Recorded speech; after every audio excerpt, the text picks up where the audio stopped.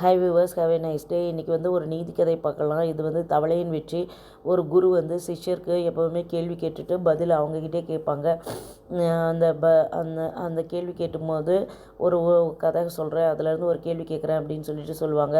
அந்த கதை என்னன்னாக்கா, ஒரு ஊரில் மக்கள் எல்லாம் இருந்தாங்க. அவங்களுக்கு வித்தியாசமான ஒரு போட்டி வைக்கலான்னு சொல்லிட்டு ஆளுக்கு ஒரு தவளையை கொண்டு வந்து ஒரு குன்று மேலே ஏற சொல்லுவாங்க.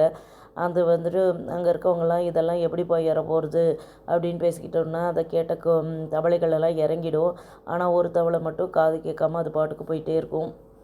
மேலே போனோடனே அது ஜெயிச்சிடும். அப்புறமா வந்துட்டு அதுக்கு ப்ரைஸ் கொடுத்துருவாங்க. அதனால் நம்ம வந்துட்டு நம்மளுக்கு வர்ற நல்லதையும் கெட்டதையும் காதுக்குள்ளே வாங்காமல் நம்ம பாட்டுக்கும் தன்னம்பிக்கையோடு உழைச்சா வாழ்க்கையில் முன்னேறலாங்கிறது இந்த கதையோட நீதி.